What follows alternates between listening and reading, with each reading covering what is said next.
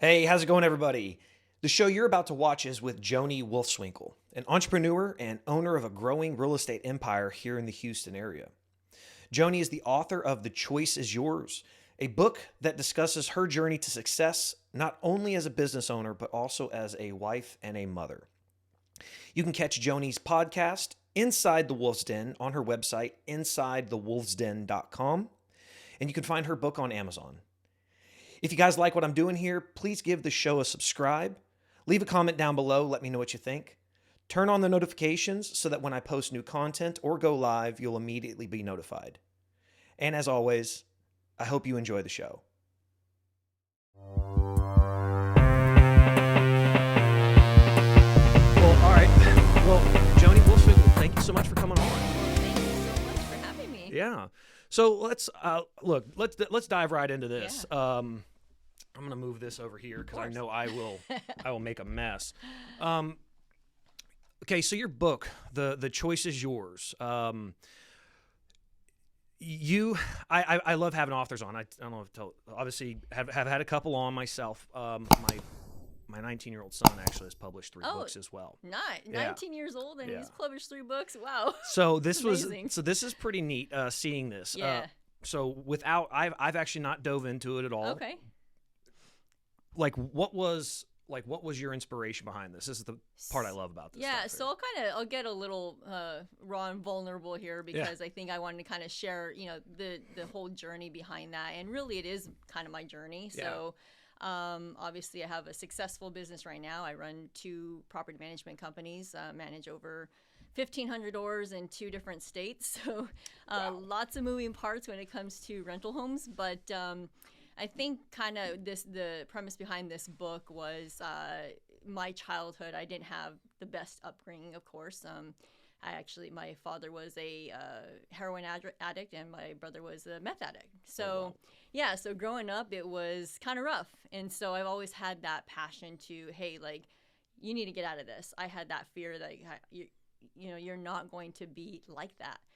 And so I think that was kind of my drive for business, entrepreneurship, success, all of that. And so that's really what drove me to write this book. Wow. Was like, you have the choice, right?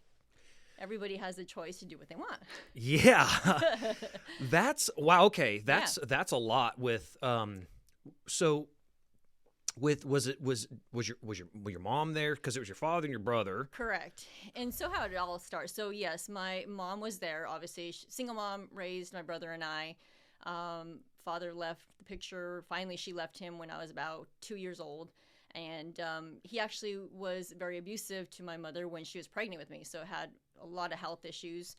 And then later on in life, my brother pretty much fell into those same footsteps. He wanted to be the victim and, hey, like, poor me, that my father's a drug addict, that kind of thing. And so he fell into those same footsteps. And I refused to follow that same path. So Yeah. What? So I joke about this. I actually made a comment to my mom yesterday.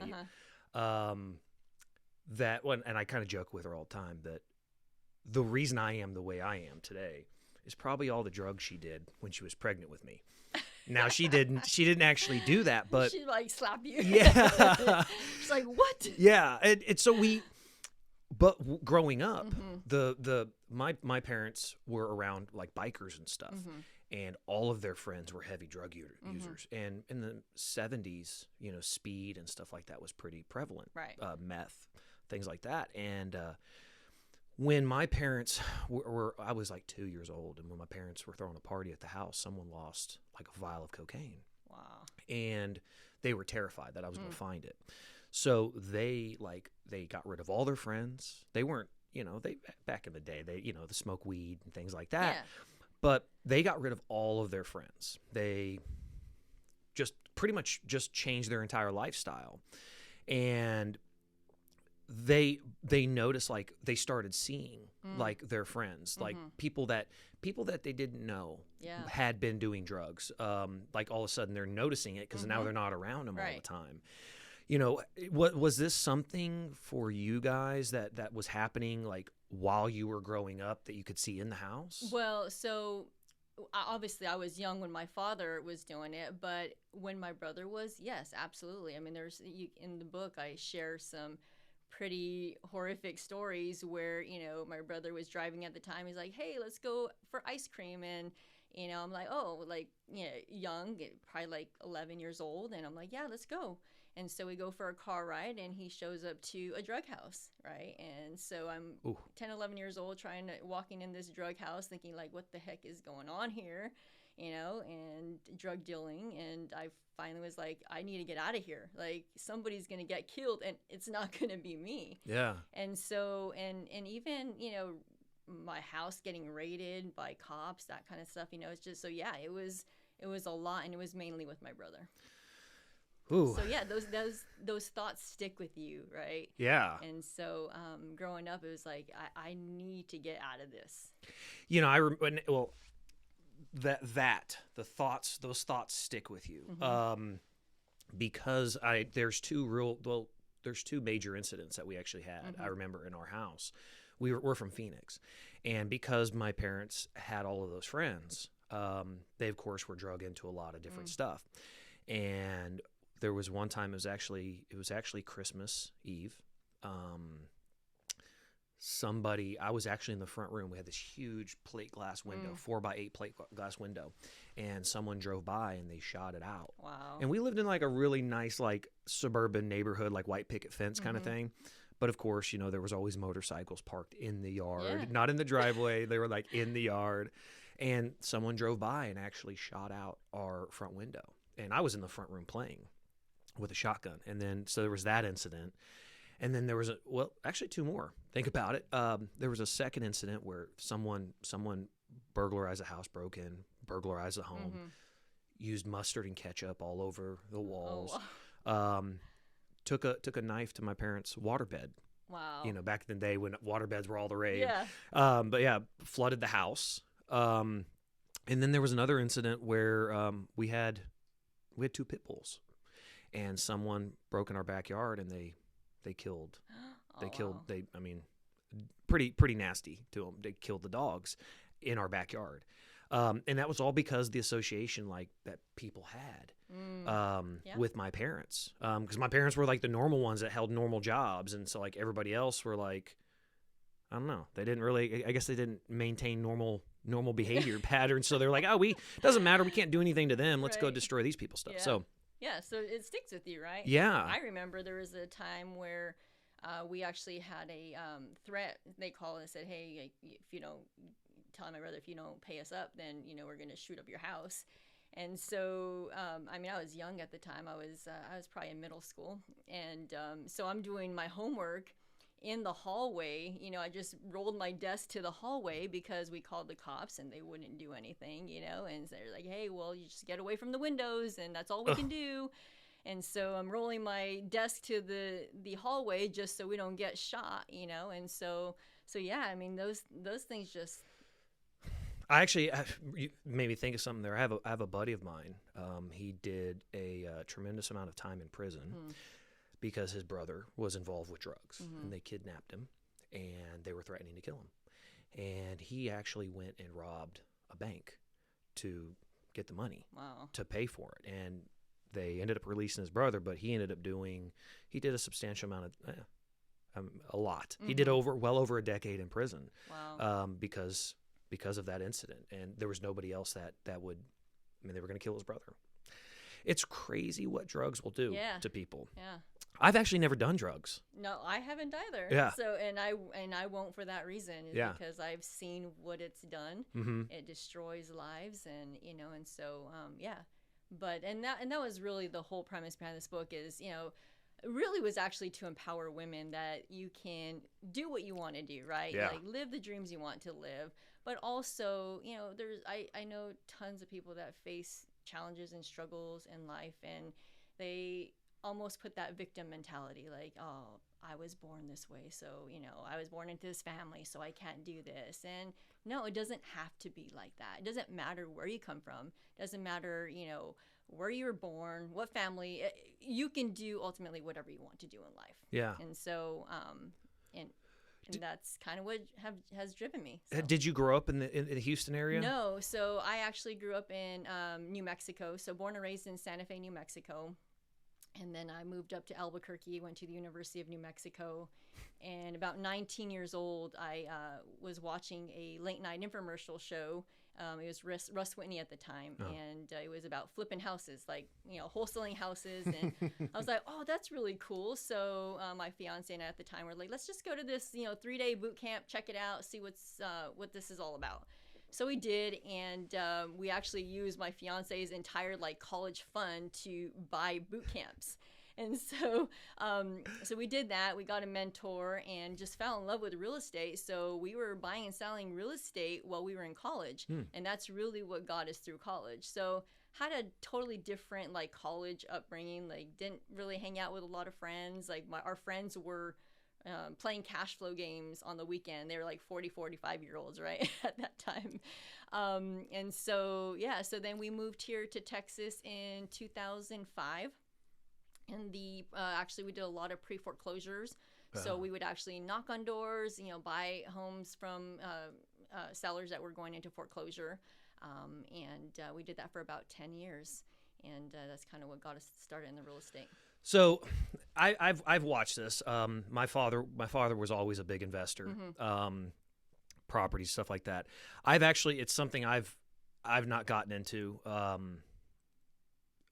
I would like to, just not something I've done. But I've been watching and I've seen a lot of these videos, what's his name? Cardone. Grant Cardone. Yeah. So I watch one video of his, and the next thing I know, I have 700 different investment little videos that pop up on Instagram and Facebook. And I saw this one that was about wholesaling houses. And so I'm going to ask, is this if the way I understand it is essentially you find somebody who is selling their house. You walk up, you say, hey, I'm going to buy your house for say $300,000, whatever. You find somebody who wants to buy that house for say $350,000 or $360,000. It could be any amount, whatever. All you do is assign them the contract on that house? Yeah, so you can do an assignment or you can do a double closing, but you got it. That's basically what it is you get a finder's fee basically for selling it to an investor, which is a great way when you're starting out in real estate. I think that's the easiest way, and you don't have to have any capital really to get started. And you just really have to work hard and find those deals, right? And have investor databases so you can sell them to your investors. So that's the basic concept, and so that's what you guys were doing when you were in. That's what we did. So in college, we had these bandit signs that said "Joni buys houses." We would put them on trees and whatever, and that's what we did just to get us through college. Yeah, obviously the videos I watch, the guy talks. The one I've seen, he's like, "Yeah, hey, how can you make $10,000, $20,000 a month without without having to use any of your own money, kind of thing." I would assume that not every single deal you're going to make $30,000 on. You may make $4,000 on something. Right. And and there's a lot more challenges than what most say, right? Yeah. There's some you don't even make anything. At the very beginning, we didn't know what we were doing, so we assigned properties and we'd only make $500. Yeah. But that was the game, right? Yeah. But you can make that much if you had a really good deal, and I know wholesalers out there that do make quite a bit doing that. Really, like a market like Houston right now is that something that people could even possibly imagine doing right now in Houston? Oh, absolutely. There's wholesalers everywhere in Houston. The market is so competitive right now. But yeah, you see a lot of wholesalers. I would imagine probably not. I wouldn't say you probably don't have a lot of probably in the northern part of town because it's all maybe newer. But once you get into the city where there's older properties, things like that older and newer, and even in land as well. So we actually have a development company where we actually build new construction duplexes. And we sell them to investors, and we manage for the investor. And so, we even have land wholesalers that will, come to us and say, hey, I have this tract of land. Do you want to buy it? And so you can do it with older houses, newer houses, and obviously land. Yeah. I would imagine somewhere like the First Ward, Third Ward, stuff like that, where there's a lot of you know post World War II housing, oil boom housing, stuff like that, row houses that you could probably go down and get for a pretty cheap price, and then flip them over to somebody who's gentrifying the area, I guess. Right. Yeah, you see a lot of that as well. Yeah. Absolutely. Yeah. With the way the market's going and I mean, Houston's just kind of insane. It is. But they're talking. I guess the interest rates are really rising right now. They are. Mm-hmm. How is that affecting you guys as far as flipping properties, managing? I mean, it's got to play a factor in all of y'all's little ventures. Yeah, I mean, so from the building standpoint, obviously inflation is killing us, right? Where things are just so expensive right now. But as far as like the property management stuff, it's always a good time to, and I think you're going to see where it's going to be more of like a renter's nation, because I mean, when interest rates do rise, there's going to be a lot of home buyers that can't buy anymore, so they're going to be forced to rent. Mm-hmm. And you're already seeing that anyway. You're seeing a lot of like the millennials, they don't want to purchase, they still want to rent. They don't want to have the property taxes and high expense on utilities, all that. So you're seeing a lot more renters anyhow. So I think it's just going to get better for us. Yeah, I actually was talking to my best friend about this yesterday, where the good thing in this market right now is you can sell your house for a whole lot more. Absolutely. Because he's just got the what's it called, the Zest or the Zillow estimate or whatever. Mm-hmm. Yeah. So they live like 2 miles from me, mm-hmm. and they sold their house 2 years ago for like $230,000. Mm-hmm. Well, he received an email yesterday that there's a new estimate on the house is at $300,000 and almost $40,000. So obviously they'd have held on to it for a year, whatever. They wouldn't have gotten the deal they got on their house, where they bought it for like $300,000. It's worth over $500,000 now. Right. So, we were talking about that, and I said, if you don't have a family, and you're single,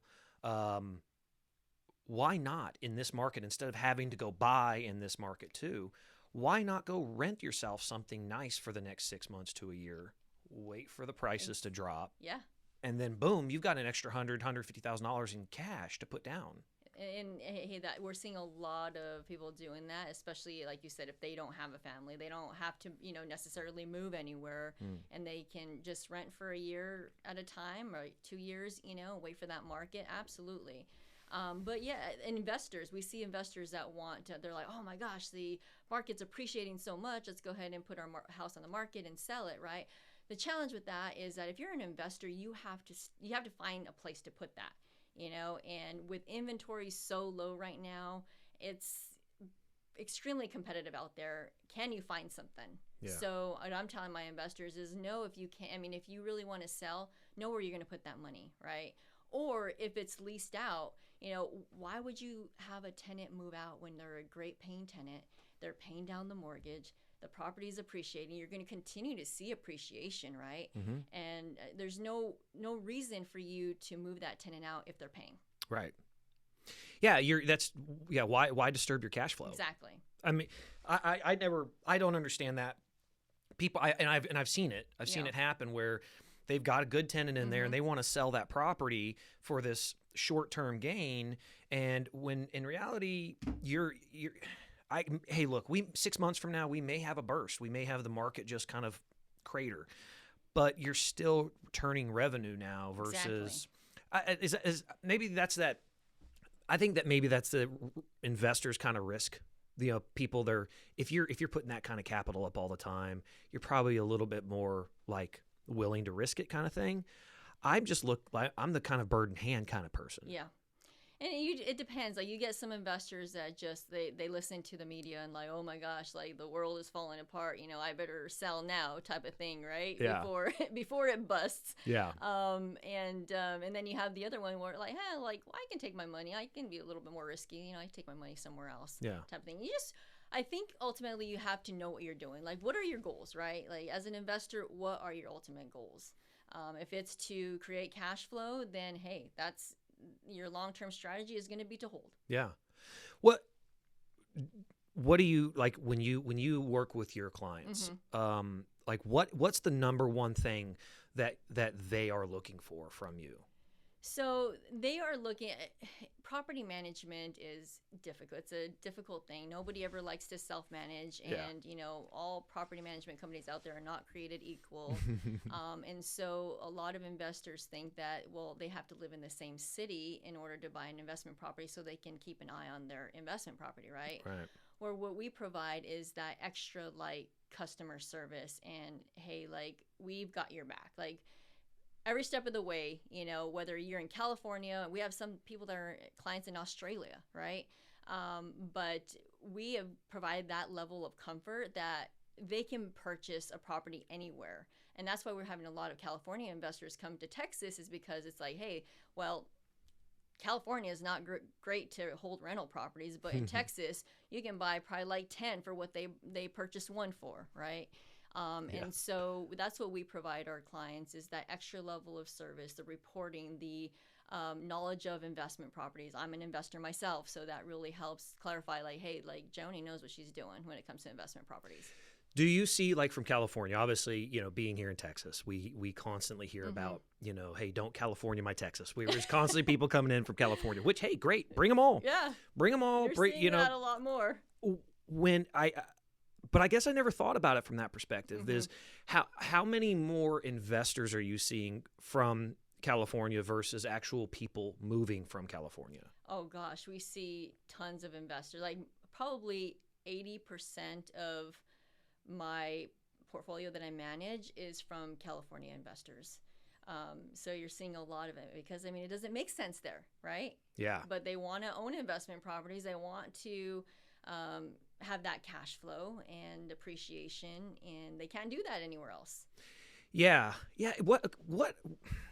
It's almost like I try to think about it, and real estate's there's so much there with all the variables and things like that, but it's almost like, and the only way I can think about this is Houston Raceway. Houston Motor Speedway, whatever. Yeah. In Baytown, where they do the drag races. My understanding is that it's the fastest asphalt in the world, and it's because it's like this perfect mixture of like humidity and all these other things. Makes it the fastest asphalt anywhere in the world. Okay. What is it about the Texas market? What are the factors that make the Texas market so like appealing? Yeah.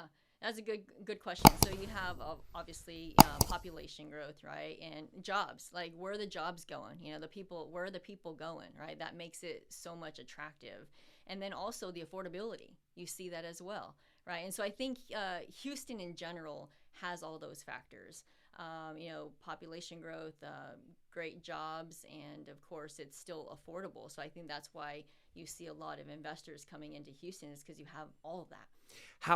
But with the growth, granted, I'm assuming the fact that Houston's just so big and we can keep spreading out. Exactly. There's so much land and you can keep spreading out. So that I guess, because that would answer the other question I would have, is how do we continue to keep the prices so reasonable?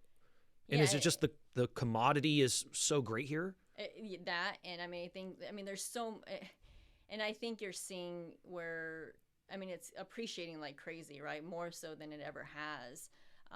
But I think a lot of that is just because of the inflation, supply and demand. But I think Texas in general there's just a lot of land. So yeah, I actually got a little sidetrack on this.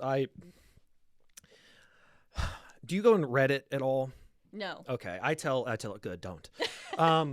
I go on there for research purposes. Okay. There's some good general information there, but if you actually like engage anybody on there, it's horrible. It's toxic. Their people are just so mean and nasty. And I try to stay away from mean and nasty people. yeah, I just want to read certain things, and so I follow some of these groups, and they're called subreddits, and like there's one about Texas, and they talk about the reason I go on there. They talk about like great vacation spots. People do post that kind of stuff. They hit Texas history, those kinds of things. Well, that's great. Yeah, but there's always like somebody goes on there and they started complaining about everything here is private land. Like there's almost no public land for like vacation, or not vacation, but like hiking and things like that. You have to go to like Big Bend, or you have to go to big parks or national forest, things like that. When you have people coming into Texas, especially from a state like California out west, if they're not an investor, what do they say when they come to a place like Houston or Dallas, where we don't have a lot of like recreation, outdoor recreation in these areas? What do they say when they come here? Like, do they just think that we're the most insane people here? Well, what's funny is like I'm thinking like when I moved here from New Mexico, and I came from a small town where I have the mountains, I could hike and, do all the outdoor activities that I wanted to do, right?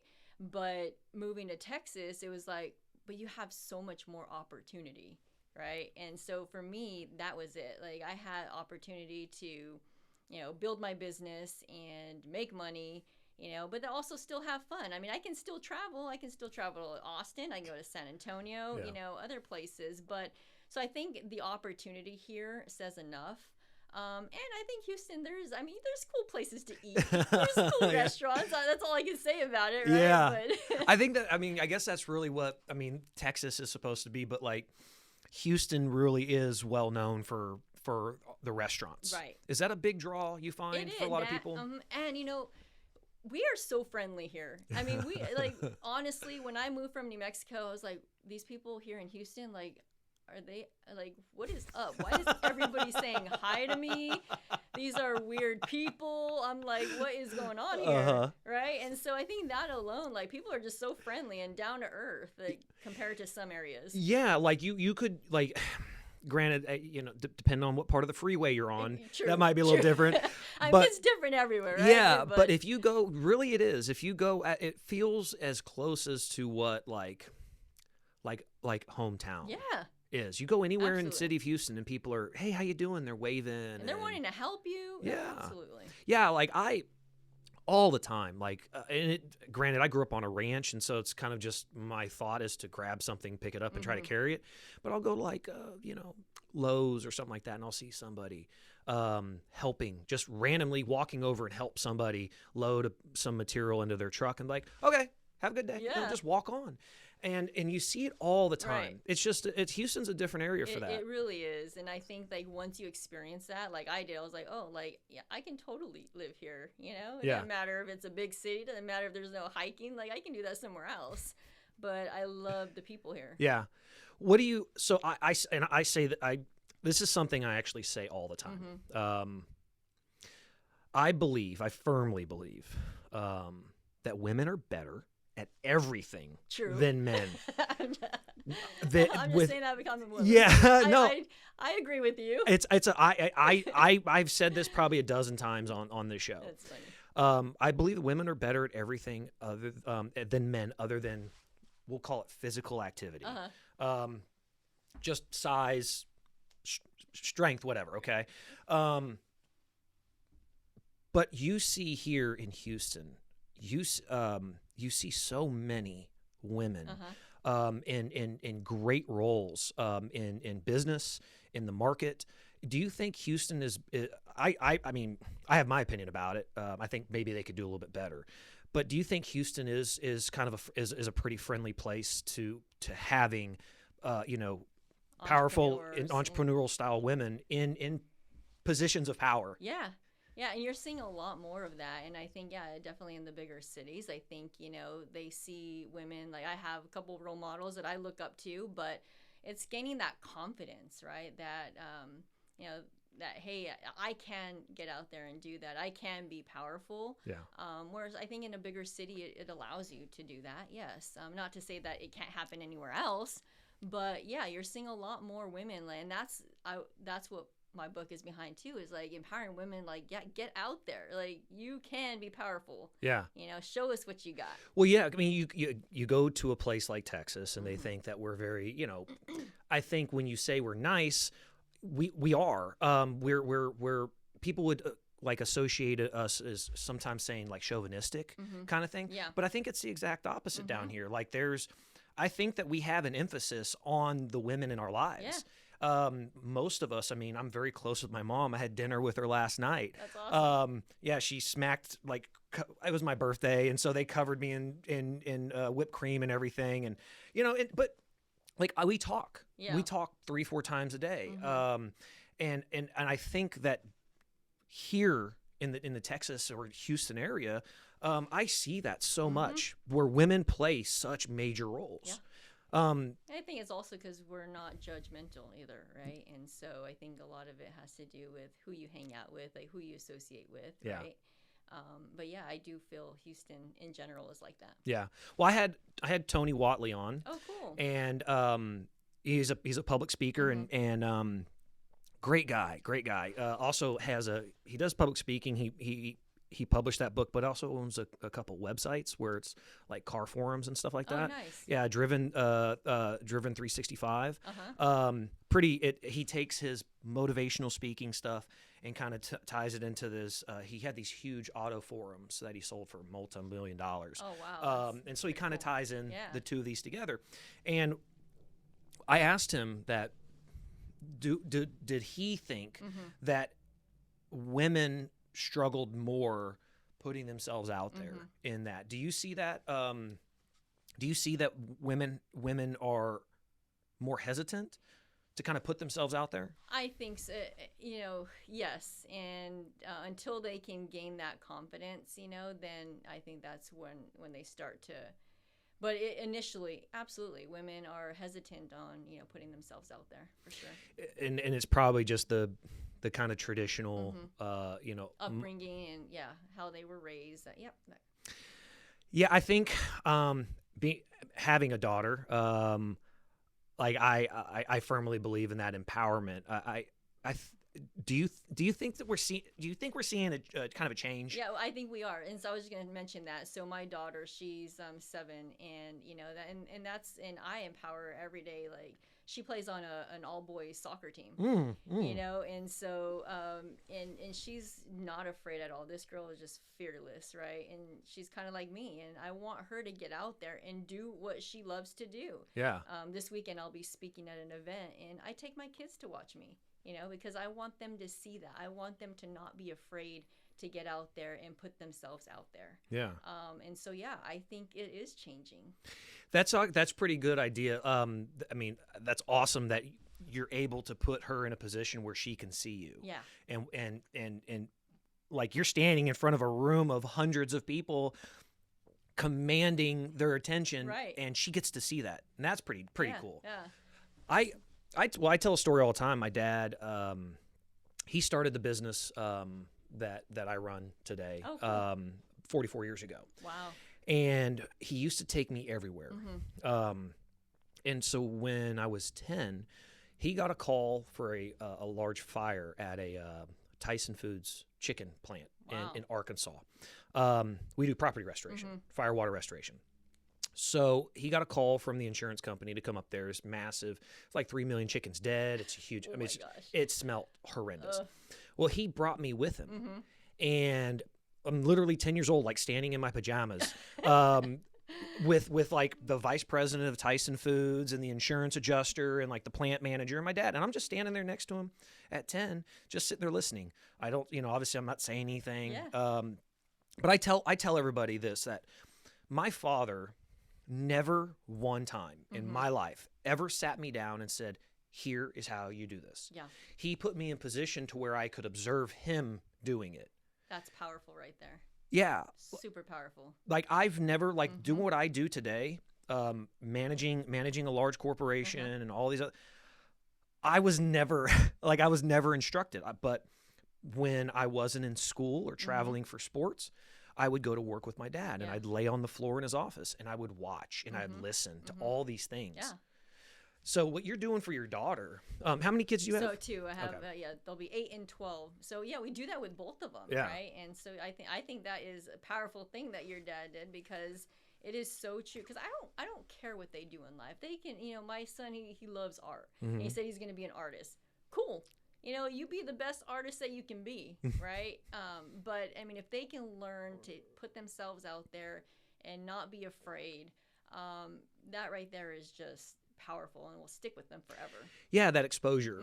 And I do think back to this, and it's only for a thought reference is, you know, I was fortunate. Yeah. I was fortunate. And not everybody who's exposed to those environments ought and goes with it. I mean, it's that dynamic.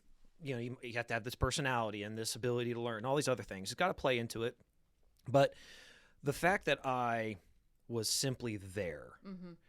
I mean, my sister. Yeah.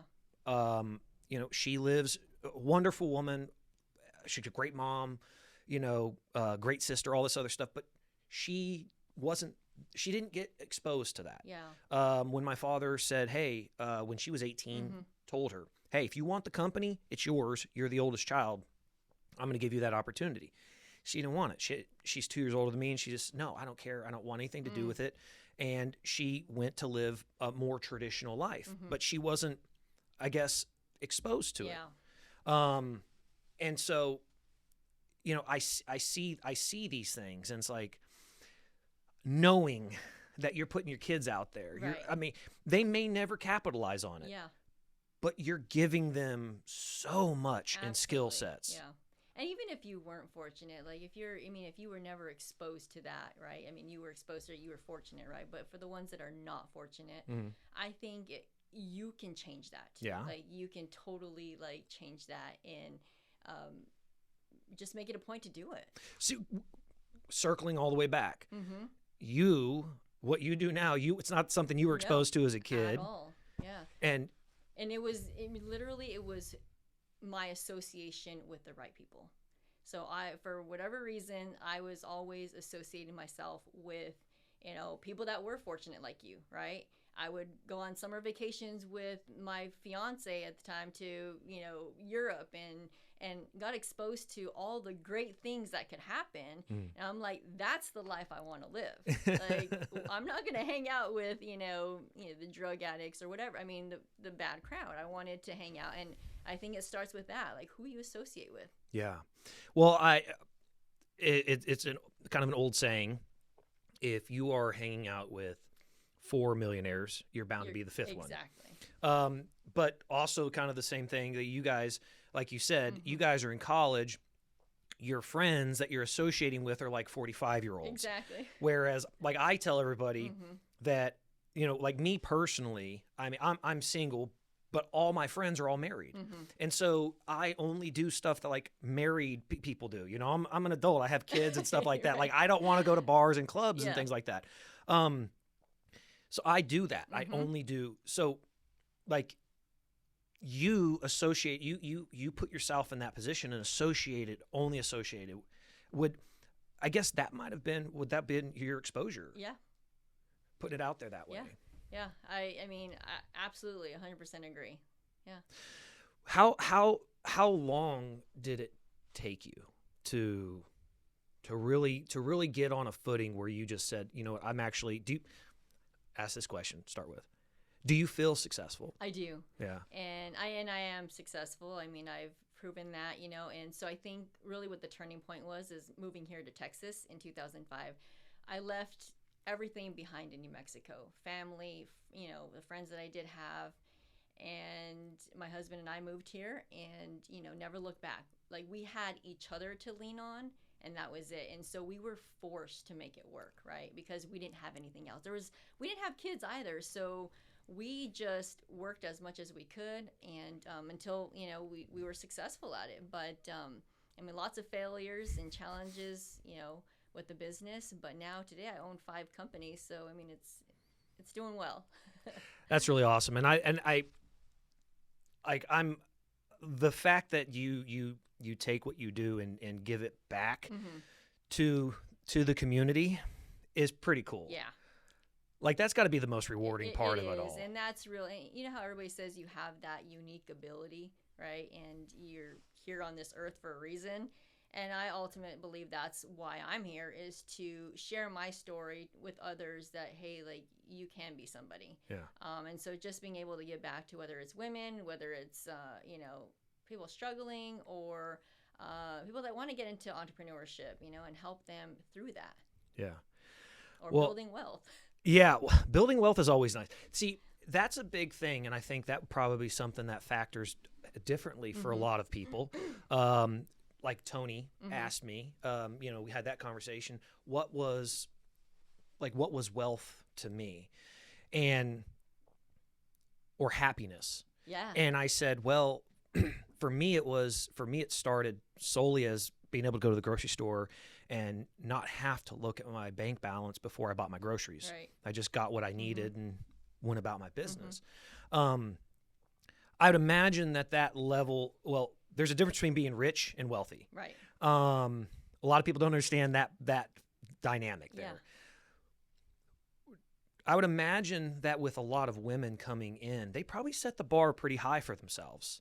And that, like I know, because they're looking for that. Like, right. Is that something you would say? Yeah, and I think also women are set to this high standard, right? And we put a lot of pressure on ourselves as well as women, right? That we have to be the best. We have, we got to one up somebody, right? And so, yeah, I think that women that want to come out, yeah, they set the bar really high. And those women that can focus and and put all their power to it, we'll get it done. Yeah. So yeah, we definitely set that bar high. I mean, that's all I've seen that. And so I would imagine that when women walk in, they say, I'm not looking to be rich. I want to be wealthy. Yeah. And guys, as guys, they start out with, I want to be rich. I just want to be rich. Like, I would imagine the women just automatically, I think you guys are just, obviously your intuition for a lot of stuff is way better than ours. So it feels like you guys would know that instinctively to say wealth versus being rich. Yeah. And, and define wealth, for me, it's, I want to be wealthy in all areas of my life, right? I want it with my family, with health, fitness, spiritual. And those are the 4 things that I focus on. And that's truly what makes me happy. Yeah. And so it's not all about just money. It's about happiness and being fulfilled.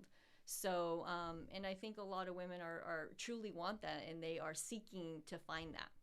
Do you think it's harder for a lot of women just because they're having to balance so many other, like guys, unfortunately, guys can and do often just kind of shut everything else off and only pursue the business. Right. They're compartmentalized. Yeah. Whereas women, y'all, especially if you get into the entrepreneurship side of things a little bit later in life, you've got if there's kids, there's all this other stuff. You guys have a lot more weighing on you. We do. And I think that, for me personally, it's the support behind me. So my husband supports me 110%, right? And no matter what I do, right? I did a fitness competition last September. Yeah, that was tough on the family. Yeah. Having to, train 4 days a week and eat all that chicken and rice and vegetables, so they were about to kill me. Right? And so I think that's part of it too, is that, the women need that support from their spouses, from their family, because we are held to a high standard. We have kids, we have, house to clean up and food to cook, all of that. So. Yeah. Well, Joni, I really appreciate you coming on here. I'm actually gonna. I apologize for not. I've seen some of the book. I apologize for not diving into it, but I'm gonna tell you what I want to do is I'd love to read the book. Absolutely. and then have you back on again in the future, and hopefully you guys have doubled your management portfolio by then, and we can have another great conversation after you've helped so many more women. Yeah. Well, I appreciate you having me on the show, and I mean, if any of your listeners want to get the book, it's on Amazon. So Amazon, yeah, I'll put it. We'll definitely put a link up on the description. Amazon, I'll put everything out there. Where can anybody reach out and find you guys if they want to contact y'all? I think the easiest way is obviously I'm on every social media platform, Joni Wolfswinkel. But I also have a podcast. It's called Inside the Wolf's Den. So you can also go to the website insidethewolfsden.com and see all of the different episodes we have there. It's entrepreneurial basis, a lot of real estate investors, mortgage lenders, real estate related. Yeah. Well, yeah, we didn't get to dive into that. And I'll be honest, that's how I came across you originally. Very cool. Was I had actually came across your podcast. That's actually how, and then I listened to it a little bit and I was like, all right, let's see if she'd be willing to come on my show. Yeah. I'm not a big real estate person, but I think the stuff that you guys do is pretty awesome.